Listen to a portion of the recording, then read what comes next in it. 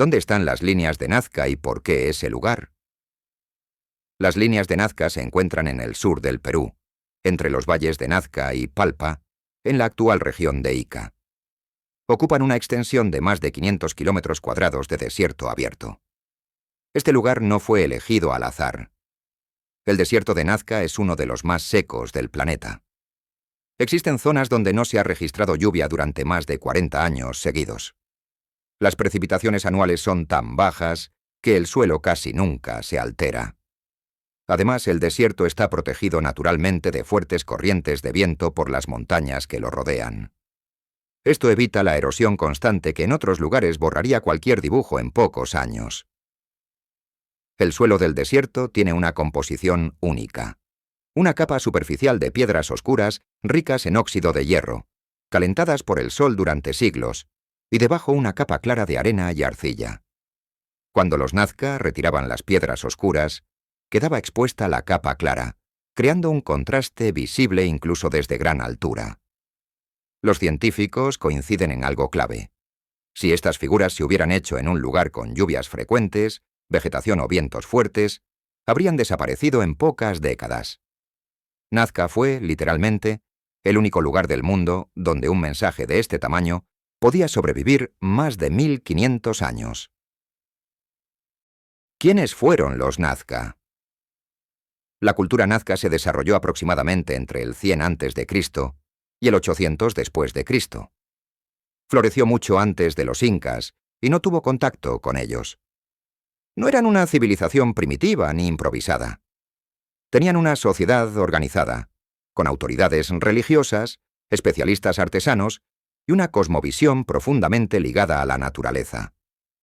Vivían en uno de los ambientes más hostiles del Perú, un desierto donde el agua era escasa y su ausencia significaba la muerte. Por eso desarrollaron una de sus mayores obras de ingeniería, los puquios.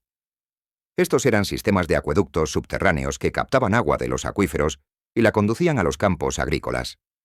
Algunos puquios tienen más de 2000 años y siguen funcionando hoy, algo que sorprende incluso a los ingenieros modernos. Para los Nazca, el agua no era solo un recurso, era sagrada, era vida, era un regalo de los dioses. Sus cerámicas, textiles y murales están llenos de símbolos relacionados con el agua, la fertilidad, los animales y el cielo. Las líneas de Nazca no pueden entenderse sin comprender esta obsesión por mantener el equilibrio entre el ser humano, la naturaleza y lo divino. ¿Cómo se hicieron las líneas? Durante siglos se creyó que era imposible crear figuras tan grandes sin verlas desde el aire. Esto alimentó teorías fantásticas. Hoy, la arqueología ya resolvió cómo se hicieron. El proceso era sorprendentemente simple, pero requería planificación y organización. Se diseñaba la figura a pequeña escala. Se marcaban puntos clave en el terreno usando estacas de madera. Se unían los puntos con cuerdas.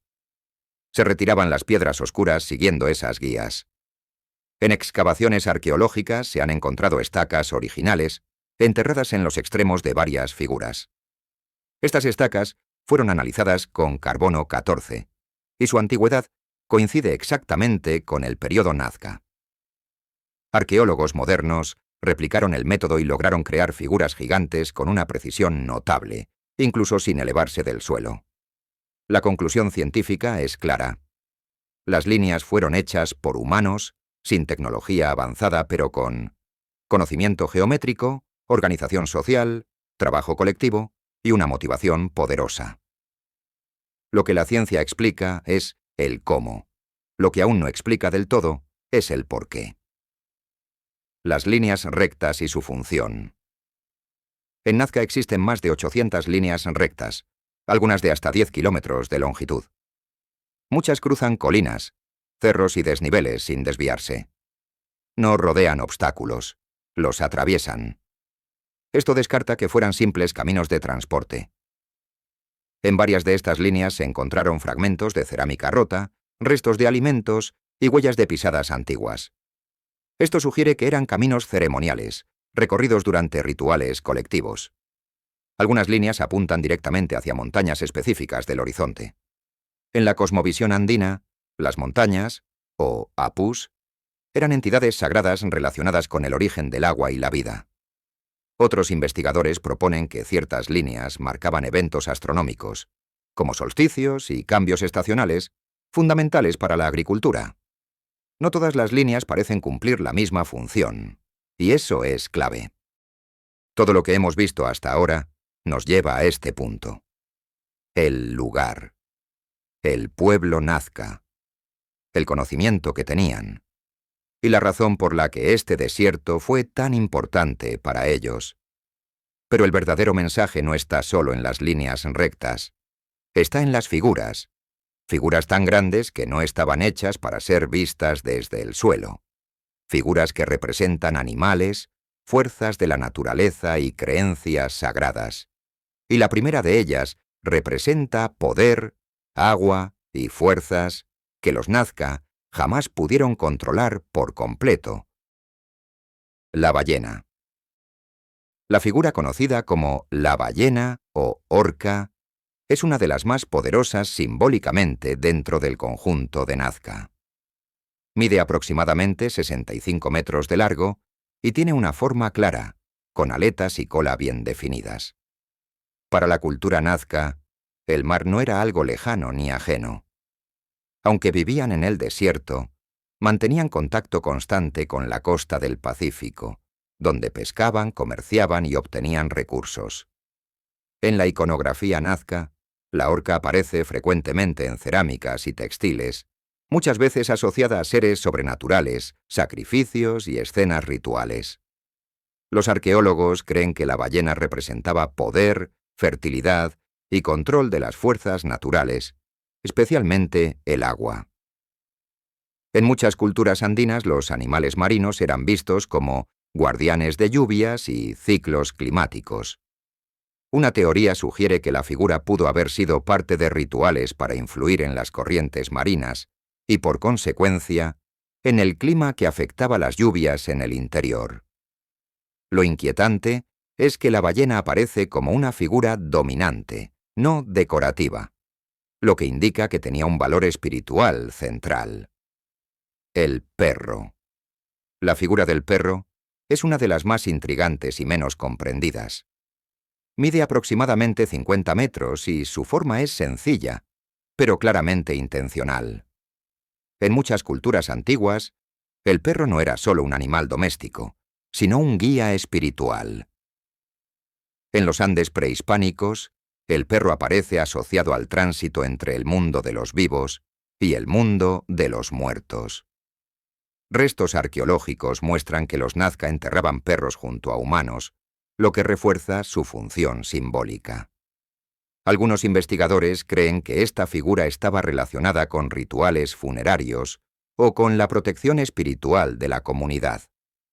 Otra teoría plantea que el perro simbolizaba lealtad y vigilancia, actuando como guardián de los caminos ceremoniales marcados por las líneas. No es casual que esta figura esté aislada y no acompañada de otras, lo que sugiere un rol específico y no decorativo. El mono. El mono es una de las figuras más complejas y reconocibles. Mide cerca de 135 metros y su cola en espiral lo convierte en una de las formas más extrañas del desierto. El mono no habita naturalmente la región de Nazca. Esto indica que los Nazca conocían la selva amazónica, ya sea por comercio o intercambio cultural.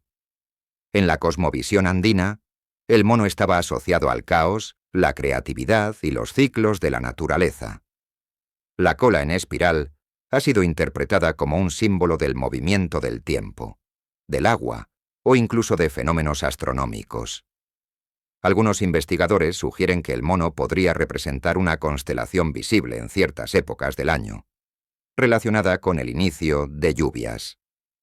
El colibrí.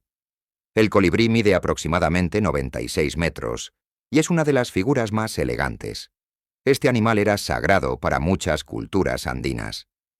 Representaba energía, renovación, velocidad y conexión espiritual. El colibrí tiene la capacidad de permanecer suspendido en el aire, lo que lo convirtió en un símbolo de equilibrio entre mundos. Estudios han observado que su pico apunta hacia la salida del Sol en fechas cercanas a eventos astronómicos importantes. Esto refuerza la idea de que no era solo una figura artística, sino parte de un sistema ritual ligado al cielo. El cóndor. El cóndor supera los 130 metros de longitud. En la cosmovisión andina, el cóndor representa el Hanan Pacha, el mundo de arriba, el mundo de los dioses. Era considerado un mensajero entre los humanos y lo divino. Su presencia en Nazca sugiere rituales dedicados a la protección, la vigilancia espiritual y la conexión con lo celestial.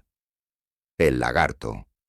El lagarto simboliza regeneración y renovación, debido a su capacidad de perder y regenerar la cola. Originalmente era una de las figuras más grandes del desierto. Parte de esta figura fue destruida por la construcción de una carretera en el siglo XX, lo que demuestra lo frágil que es este patrimonio. El árbol. En medio de uno de los desiertos más secos del planeta, el árbol tiene un mensaje claro: vida. Representa el agua, la fertilidad y la supervivencia. Para muchos arqueólogos, esta figura refuerza la teoría de rituales relacionados con la lluvia y la agricultura. Las manos.